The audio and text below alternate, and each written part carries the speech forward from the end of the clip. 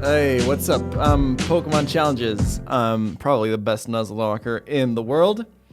And today, we're going to be reacting to JaidenAnimations' new Nuzlocke video. I attempted a Pokemon Platinum Nuzlocke.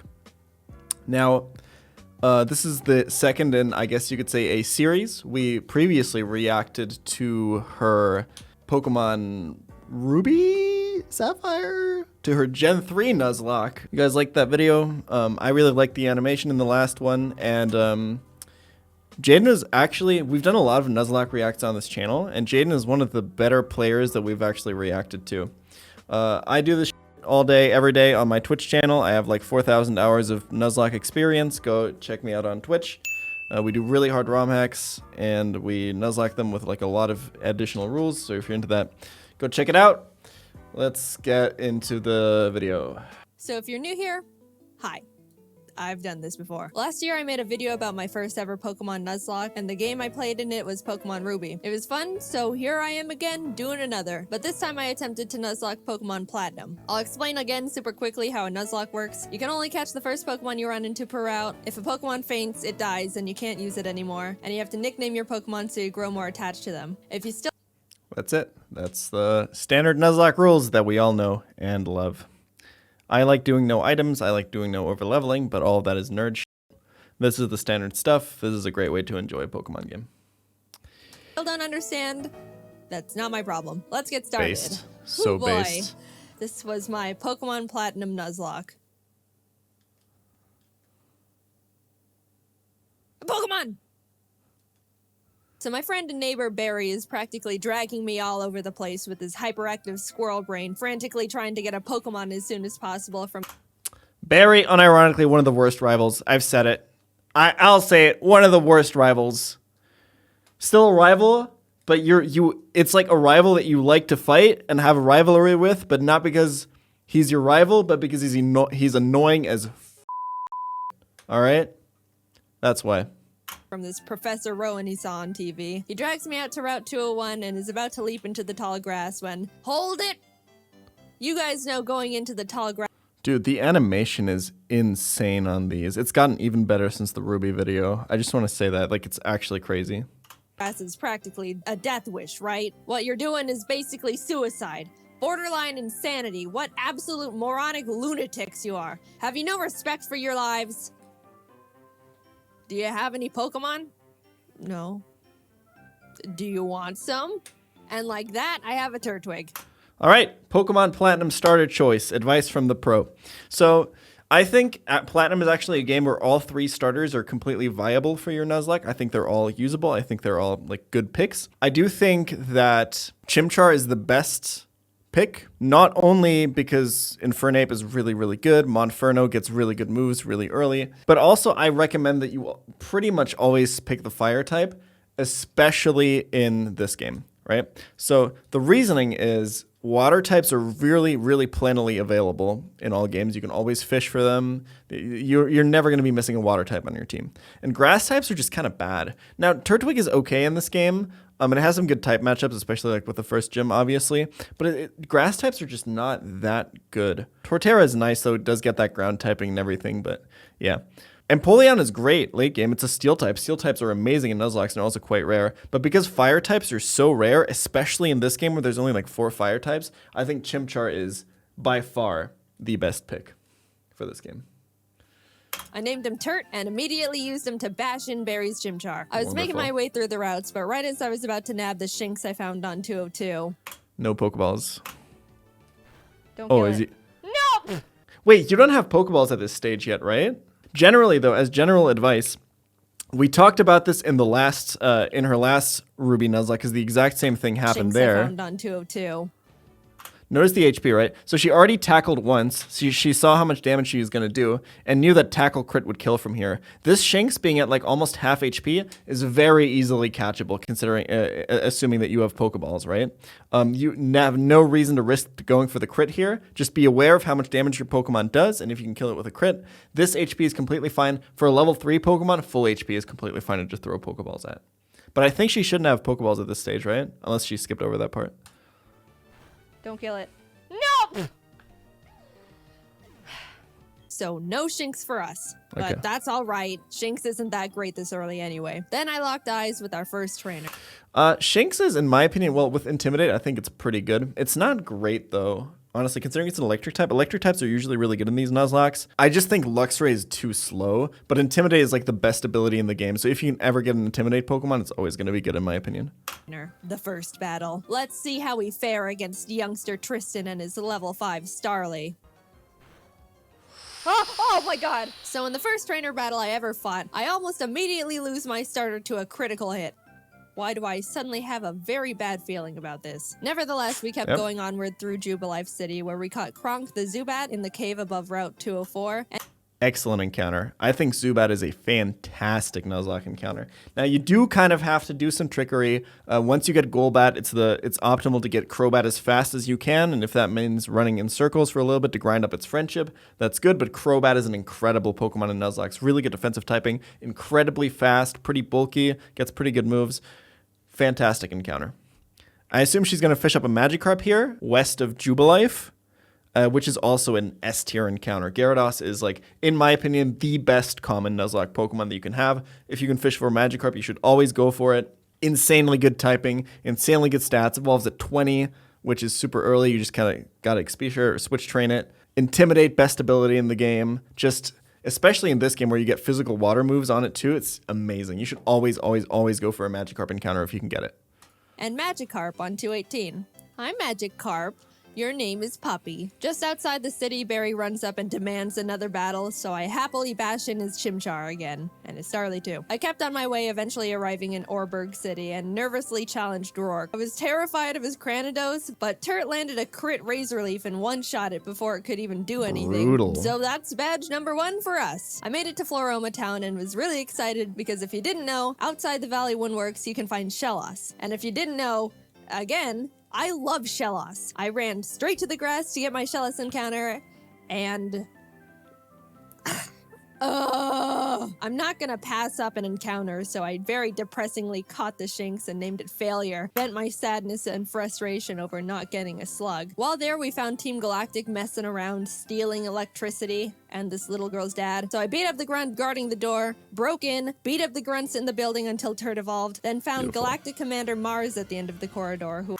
So this fight is actually a run killer. If you're running Pokemon Platinum, this is, in my opinion, the first fight you really need to prepare for, and most people fail to do it because they forget it's here, or it's not a gym leader, so they don't think about it. The Zubat has Toxic, which is actually kind of scary, especially if you're playing itemless. And then this Purugly, I don't know if there's any Pokemon that you can have at this stage of the game that outspeeds this Purugly, except for Mach Punch from Monferno.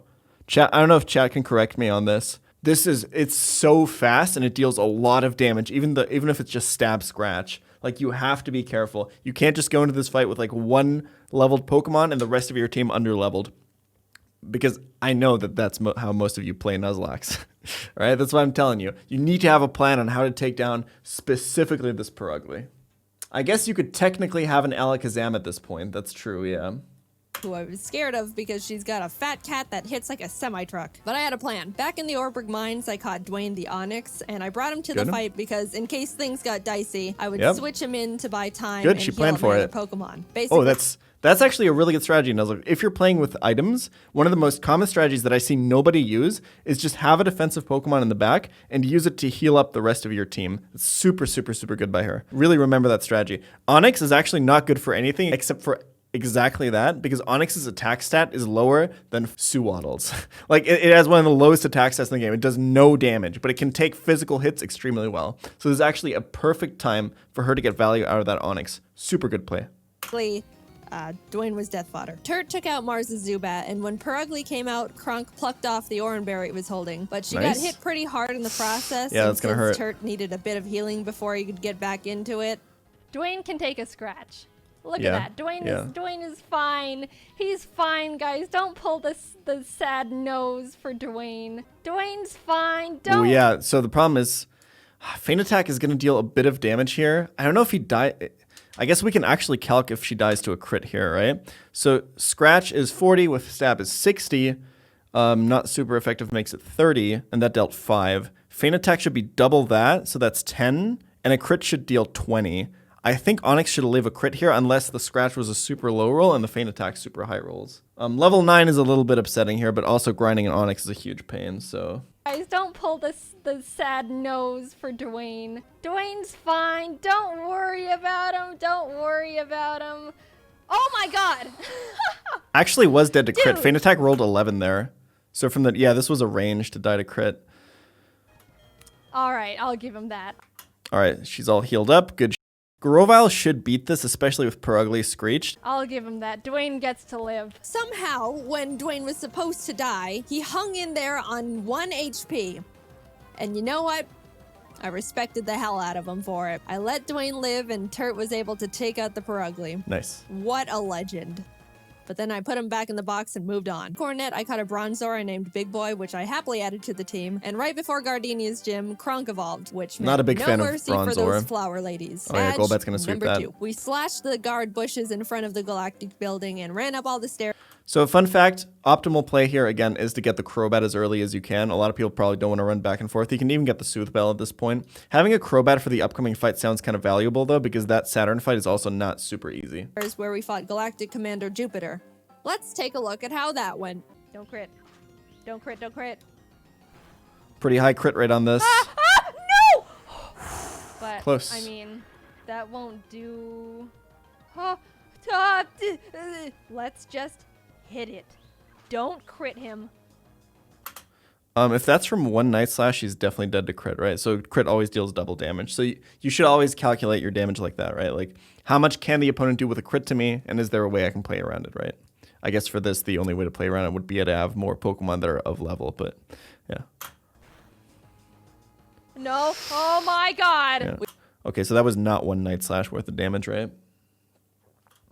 We finally were able to beat her, but that fight really knocked the wind out of me. I was shaking on my way back to the Pokemon Center when this lady Cynthia shows up and is like, egg? Yeah. Anyway, even meeting Cynthia wasn't enough to calm my nerves, so to keep my mind off the absolute tragedy we narrowly avoided, I decided to start training up Big Boy on Cycling Road. And then he died. I've practiced this game and... Yeah, that makes sense. So before you push up your anime glasses and tell me that... That's me! That's literally me! That's me! That she put me into the video right there. It's literally me. All right, let's see. Can't believe she put me into the video. That's so nice of her. That steel is weak to fire. Okay, I wasn't gonna say that. I assumed that you knew that. I just also, the thing is, like, Bronzor is defensive enough, but still, like, stab, flame wheel crits are a little bit dangerous, and you do kind of have to play around your crits sometimes, right? But let's see what our reasoning is. Which I know, by the way. The reason I kept Big Boy in was because not only is his defense an iron wall, but he had heat proof, which negates his fire weakness. Oh, it was a heat-proof Bronzong. Okay. But then he got crit. Yeah. So, first death. I'm sorry, Big Boy. You never had the opportunity to become a big boy. I walked into Wayward Cave and found a Gible. Gible is an amazing Pokemon. It's so good. So I personally just ban Garchomps from my runs. I think getting Gabite is fine, but I think Garchomp is ridiculously overpowered. Let's see if she's going to use it. Turns into Garchomp, which is easily one of, if not the strongest Pokemon in the game that isn't a legendary. Adding it to the team would give us such a huge advantage, and now there is nothing in my way between that and... Is this really going to die to a bite crit from Grotle? That'd be insane. Wow. Grotle. And we're moving on. We arrived in Heartome City where I caught DeVito the Ralts, Kronk Pretty and good. Puppy evolved. We had Pretty a good. clean win against Fantina, and some That makes lady sense. gave us an Eevee I named Milk. Things were starting to look better now. I was leveling up DeVito against trainers, and when fighting this lovey-dovey couple... let's go into Puppy. Okay, so the scary thing here is Banary Frustration, right? That's actually a lot of damage early. These like early Banaries are actually kind of scary because they have like max power frustrations that they can throw at you. Oh, yeah, chat is right. The scarier thing here is Buizel Pursuit on the Curlia. I didn't actually see that, so no blame on her here. I didn't see that either. Pursuit from Buizel is super spooky here on the Curlia. I guess you would have to like play around. That's actually really unfortunate that you get Pursuit Trap there maybe you can kill it in time, but probably like only taking half damage from Pursuit is probably the way to go there. But then Baneri maybe kills you. There's not much you can do to get out of the situation except to try to kill the Weasel, I guess, before it pursuits. Yeah. Well, that's pretty unfortunate. Get rid of the Weasel. Yeah, there it is. Oh no! I think that should only kill with crit, right? Nope, never mind, I'm wrong. You're Jesus. Dude, Curlia's stats are so bad. It's insane.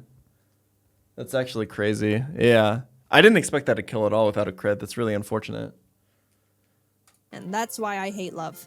In came Shrimp the Scyther I caught on Route 210. Some good news. Fantastic. On Route 213, I finally found a Shellos. Nice. I named it Squoop, and I loved it. I loved it so much. I know you're not supposed to have a favorite child, but Squoop was my favorite child, and I wasn't apologetic about it. I trained it up, and now we got a Gastrodon. Turt ended up Fantastic evolving too, Pokemon. so together with Kronk and Squoop, Maylene was defeated, and badge number 4 was secured. Outside of Pastoria City, I caught a Quagsire named Lol. When I went to get my Great Marsh encounter, I was trying to get a Yanma and accidentally threw a ball at a Wooper. So now we've got Lol and Oops in the box. Then You can play with Dupes Claws in your Nuzlocks, by the way. That's what most people do. Where if you get a duplicate Pokemon that you already have, or like from the same evolutionary family, like Wooper and Quagsire, you can re-roll for another encounter. I swept Crasher Wake with Milk, who is now a Jolteon, with the TM Beautiful. Thunder I bought literally next door. Okay, how many comments under her video are going to be sweaty nerds pointing out that actually Wake's Quagsire can't be hit by an electric move on this very frame at this time, so this doesn't actually make sense. I'm projecting, by the way. Okay, I mean, yeah, Jolteon's a good choice here.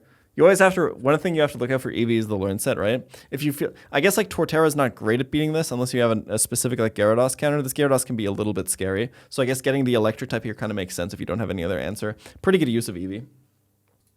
I walked out of the gym and Team Galactic set off a bomb. I ran down the grunt who detonated it and took him out because he is weak. Cynthia Gyarados is appears so again good. and tells me to bring a charm to her grandma. So I'm like, yes, ma'am. We found her in Celestial Town along with Cyrus, the leader of Team Galactic, who starts some evil Shakespeare speech about how everything is imperfect, so he's got to blow up the world or something. God, I don't Cyrus know. I is wasn't such a really based paying villain. attention. And then he wanted to fight. Puppy took out his Sneasel, and I sent out Milk to take care of his Golbat. But So this first Cyrus fight is like the easiest one for sure. There's a few scary things that can happen, like Thunder missing here, for example. But I think she should have the tools to deal with all these Pokemon.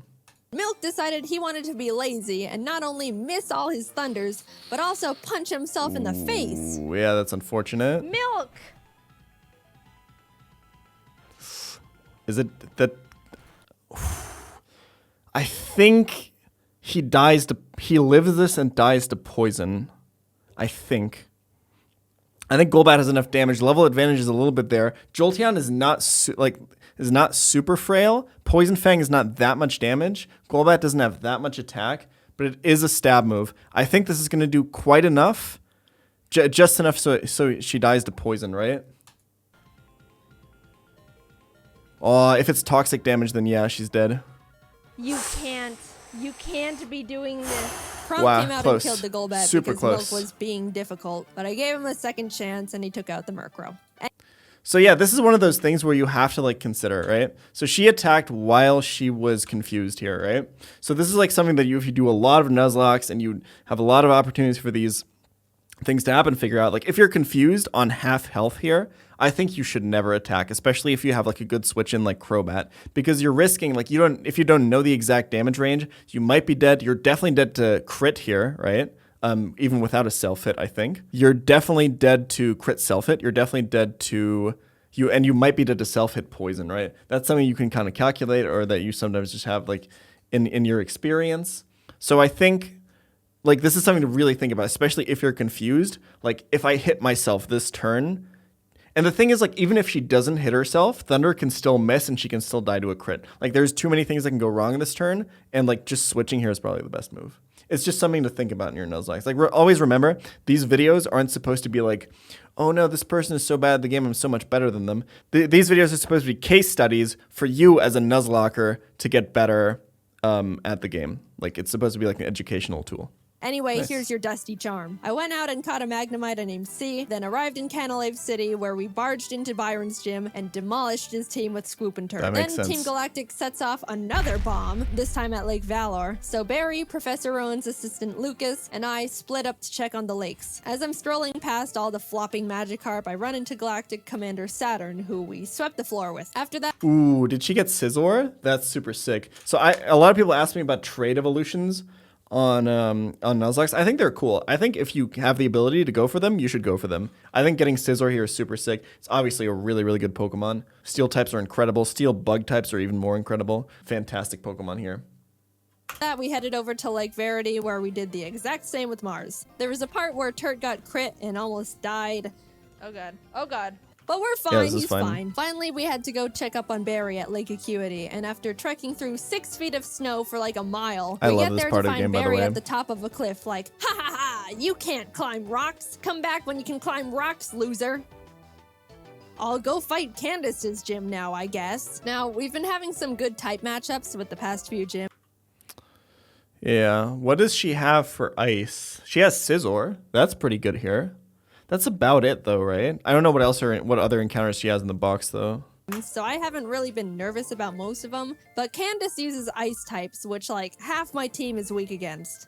Which, you know, nervousness rising. Not only was I at a massive type disadvantage, but the main threats on our team were her Abomasnow because it hits like a truck and sets up hail, and her Frostlass because it'll use the hail from the Abomasnow to heighten its evasiveness with Snow Cloak. God, this Spam double animation is teams, so and then good. just sweep my team. Yeah, this fight is actually legitimately scary. Unironically, it's Gen 4, so the hail is permanent too. One thing you could consider here, I'm pretty sure you can get the Rain Dance TM at this point, and Gyarados even learns it via level up. That's like a legitimate strategy to lead with that and just get rid of the hail via Rain Dance. You can 100% do that. I walked in, took a deep breath, which didn't make me feel better at all, and started the battle. Shrimp took out her Sneasel, and Swoop took out her Piloswine, almost dying in the process. And then she finally brought out the big bad Abomasnow. Since it's Grass Ice type, I taught Puppy Fire Blast. Yeah, I didn't know we could... Anyway, I wasn't sure it could one-shot because Puppy's not a special attacker. It should, right? Like, Abomasnow is reasonably bulky, but Fire Blast is 120 base power and 4 times super effective. Gyarados' special attack is not actually super terrible. This should kill. And lo and behold, it didn't. Ooh, really? Okay, never mind. I'm just bad at the game. Please kill it. Please. It's quad. It's quad. Oh, so close, dude. Eventually, Puppy took it out, but that was Yeah. absolutely terrifying. Last but not least, Frostlass. I don't know if you can get bounced on Gyarados in this game, but that would probably have been a better chance to kill because your attack is so much higher. It's worth nah, never mind. That's not. I don't think that's true. I think Fire Blast is probably your highest damage move there. Also, you can't get bounced. Okay. Wanted to have Swoop Rain Dance to get rid of the hail so Super Frostlass sick and idea. Snow Cloak isn't Super sick activated, idea. but since Swoop was sitting at a not-so-chill 20 HP, that wasn't going to work out super great. Yeah, However, true. since I didn't want Kronk to be in this fight at all, right before the fight, I swapped her with Failure the Shinx. Good Yep. choice. Sorry, little guy. Good choice. Excellent play. Dynamically changing your team. Now, should she have grinded up the Shinx a little bit? Probably a little bit, but just getting a Pokemon in there that you don't want, that you think is bad, and just sacking it so you get a free switch in. Very good choice, especially if you're playing with healing items. Excellent play. Failure looked up at the looming death that was Frostlass in front of her, and as I healed up Swoop, Failure was killed in its blizzard. It's really unfortunate we had to resort to it, but I give Failure a salute for stepping up and surrendering its life to the team. Swoop Good came job. out, got off the Rain Dance, and after a close battle, was able to pull through. We won, but it wasn't without sacrifice. We had a moment of silence for Failure, the true MVP of the fight. He has a Gone, goddamn good but team. Not forgotten. Now we could climb the rocks to Lake Acuity, and when we got up there, Barry's got snot dripping down his face, crying in the snow because he got beat up by Jupiter, who looks at me and is like, "See ya, I'm going to Veilstone HQ."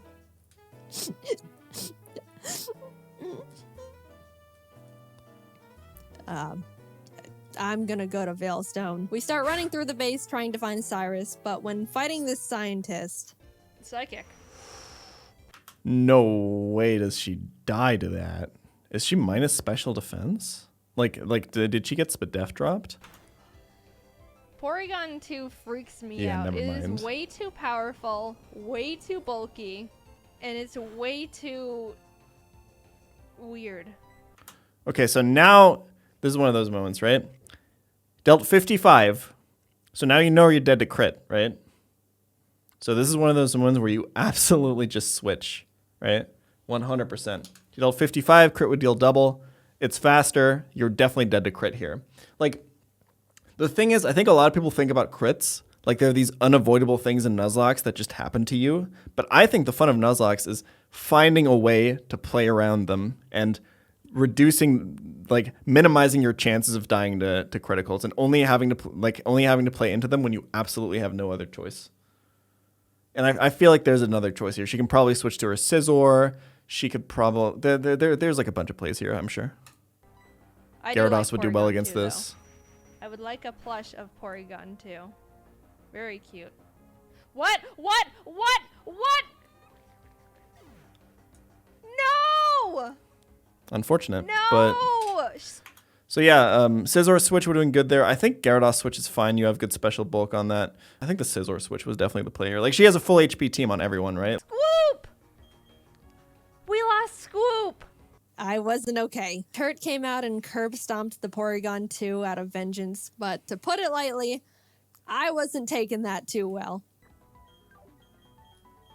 I can imagine. My heart is breaking. I'm like actually sad. But life. Oh, hold on. Let's analyze our box. Chat. You guys watch me, so you guys know. Who is the best Pokemon in this box? That's right. You guys got it. It's absolutely Chansey. Blissey is ridiculously overpowered. I have a whole video on it. Maybe I'll remember to link it up there. I think Blissey is like ban-worthy good. It's so strong. If she wants to continue like the water ground coverage, she can with Quagsire. I actually think there's nothing wrong with having two water types on your team, especially if it's Quagsire plus Gyarados, because notice how they don't actually share any weaknesses and actually cover some of each other's weaknesses. Water types are really good. I think Quagsire would make a great addition to her team here. But life doesn't stop when your dog dies, so I had to keep trucking and brought Law the Quagsire to the team. With an intense, blood-curdling thirst for revenge, I stormed into Cyrus's room. Fight! Shrimp and Milk took out his team in no time. Nice. I snatched his Master Ball and used his teleport pad to enter the basement where Mess Spirit, Azelf, and Uxie are all being held captive. Fight! And like Cyrus, Saturn was swept too. After releasing the Lake Guardians, we head to Mount Coronet because Cyrus wants to go there and destroy the planet, I think. And we catch up to him at the Spear Pillar. Before we can run up and attack him, Mars and Jupiter step in. Then Barry arrives. Honestly, I have no idea how he found us all here. And it's like, I'll help. Lal takes out both their Bronzors, Mars's Purugly, and Barry's Munchlax. So I thought, you know, it was all smooth sailing, right? Well... Oh, no. Wow, Barry. Really doing a lot for the team, aren't you? That Golbat has Giga Drain. No, it has Giga Drain? I did not know that. I did not know that Golbat has Giga Drain. That is so scary. I didn't even know that. I would have lost my Quagsire there for sure, dude. Yeah, he's dead. 100%. Actually, can he live that? Golbat's special attack is not great. Giga Drain isn't buffed in Platinum, right? Yeah, Giga Drain is 60 base power in this game. Golbat has special attack. He's 5 levels below. Quagsire is pretty bulky. He lives this, unless crit. If it's not crit, he lives this. Or she. No. No. Oh, no. Oh, no. It was a crit. Unfortunate. Not only did I not know that Golbat had Giga Drain for some reason, but it also got a crit. So I was starting to feel crit bad, mattered there. 100% but then I started mattered. Panicking. The thing is, after you fight Mars and Jupiter, you have to go into the Distortion world and fight Cyrus and Giratina. If Cynthia forces us into the Distortion world without us being able to get a new member, we're in massive trouble. I'm pretty sure you can go back before Distortion World. I'm like 90% sure you can. We finished up the battle and Cyrus starts his whole spiel about how the world is imperfect, blah, blah, I like blah, the everything must die except for me. Then he gets swallowed up by Giratina. A hole opens, a rip in space leading to the Distortion world. You need to interact with the portal before you go in. To the side, twiddling my thumbs like, Cynthia, please don't shove me in there without my consent. Cynthia, can I go? I have something to do. Our world will be destroyed. Are you ready? No, I'm not. Let me go. I'm free. Holy crap. Get me out of here. Goodbye. I'm sorry, lol. We just got you, and then you died. But luckily, remember when I accidentally caught that Yeah, you can just get another Quagsire, I guess. That makes sense. Yeah, that would be the most sensible replacement. I guess you would have to grind it up, though. Wooper while trying to get a Yanma? It's time, Oops. You were no accident. You're our lucky star who will carry us to victory. We got Oops leveled up, came back to the spear pillar where Cynthia was just sitting there waiting for us, and hopped in. Everything is topsy-turvy and the lake guardians are telling me to push boulders into holes. And I suddenly love the I'm on a Distortion world, floating man. crest of land with Cynthia, who's basically like, Cyrus, get lost and never come back. And Cyrus didn't like that. So he came at me. Oops took out his Houndoom and his Gyarados came out, so I switched This fight to Milk, is... but I was very So this fight is normally super scary. I think she has a really good team to deal with it, though. terrified because Cyrus's Gyarados has Earthquake. So if Milk misses his Thunder here, he dies. Yeah. And Milk is notorious for missing his Thunders. And that's why you get Thunderbolt, right? But it hit. Milk Nice. lives another day. He also took out Cyrus's Crobat and Honchkrow, and Shrimp finished up his Weavile. Cyrus steps aside, and suddenly, it's just me and the Angel of Darkness itself, Giratina.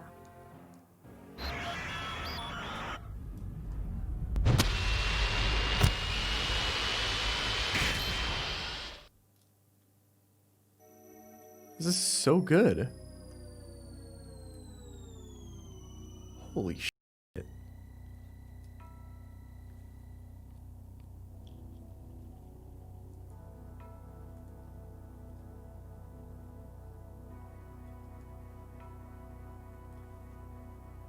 I threw the Master Ball, and like that, it was over. I saved the world. Now to get back to my gym badges. I arrived at Sunny Shore City and started making my way through Volkner's gym. I know he's the 8th gym leader and he's supposed to be tough, and apparently he's depressed because everyone who challenges him isn't good enough and he's bored. But I wasn't concerned. We have Oops and none of his Pokemon can do anything about it. It's not like they have Giga Drain or anything, right? They didn't, I checked. Oops was just Earthquake and everything, and at the end, I'll admit, I got a bit scared. Okay, don't crit. If you think you died a crit crit there, Giga right? Impact, that would be really Oh, yeah, you Holy. definitely do. But it's all good. We're all good. I will say the 8th gym in this game is a little bit of a pushover. The fact that you can pretty much sweep it with one ground type is a little bit disgusting.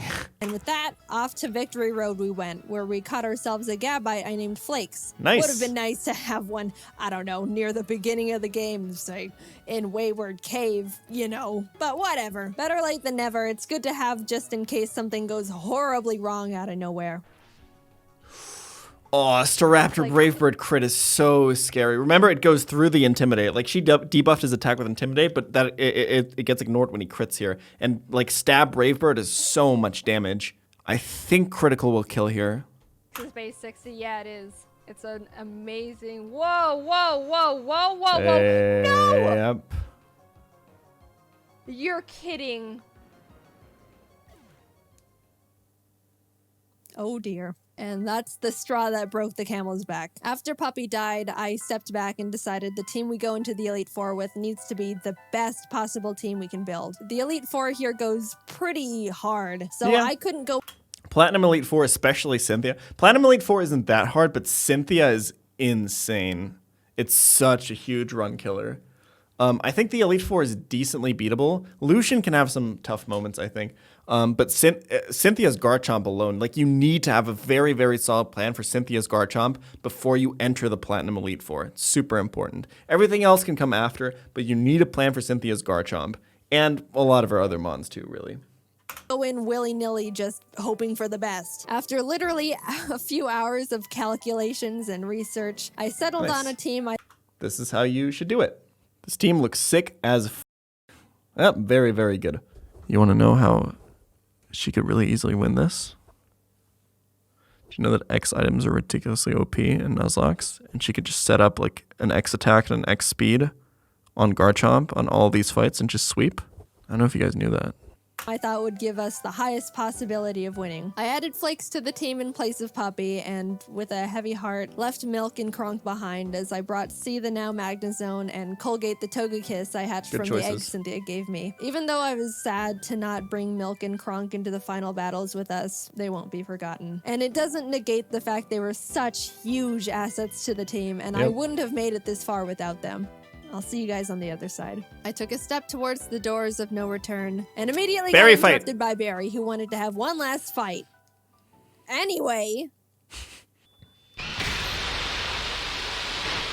Oh, Uh-oh. Welcome. This is the Elite Four. The battle starts, and C takes out Aaron's Xeon Mega and Vespiquen. Oops takes out his Drapion, and Colgate takes out his Scizor and Heracross. This animation is so good!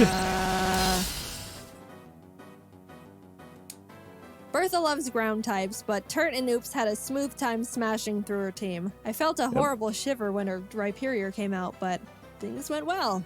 On to Flint.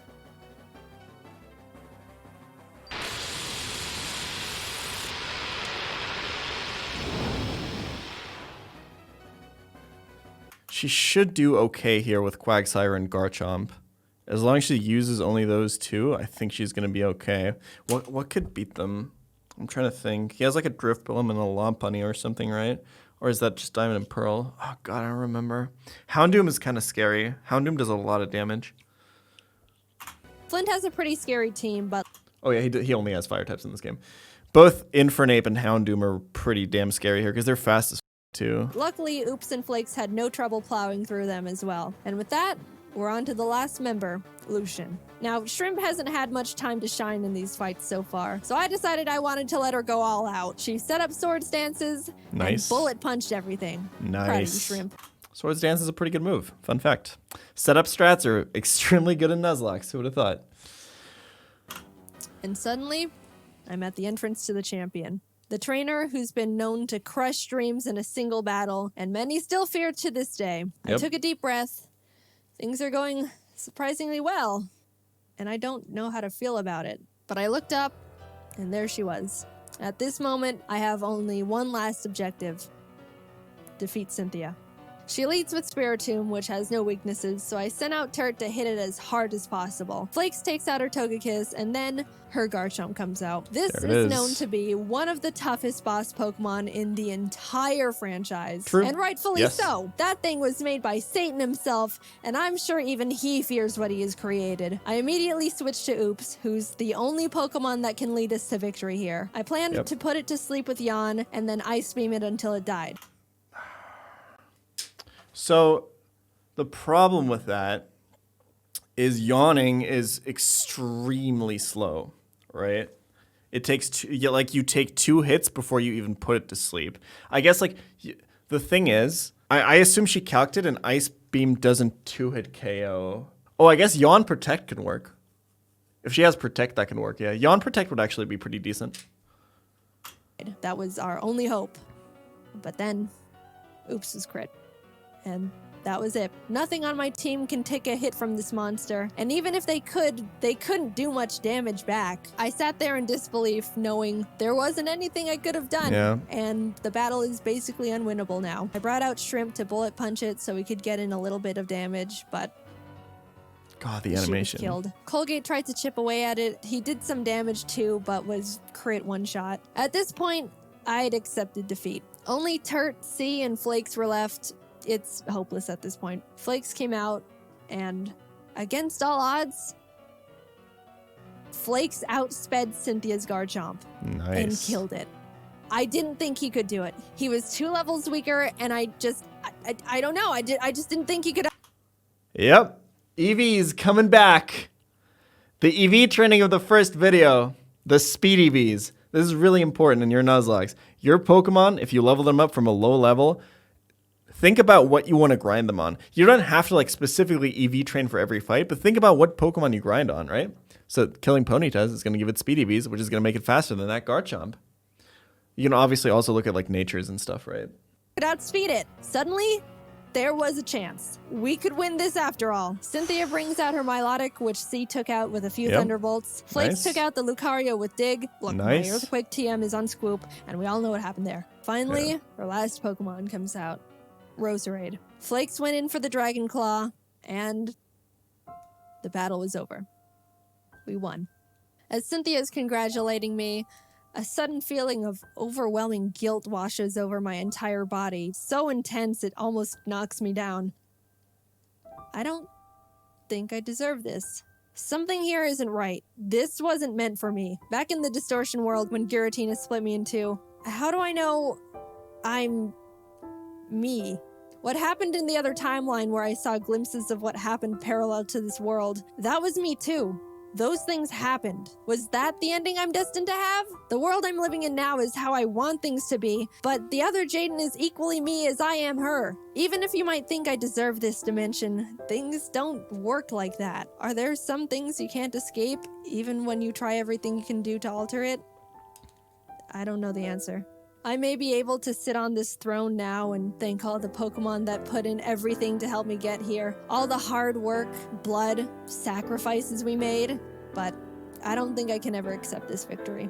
I don't know what ending was meant for me. And I don't think I ever will.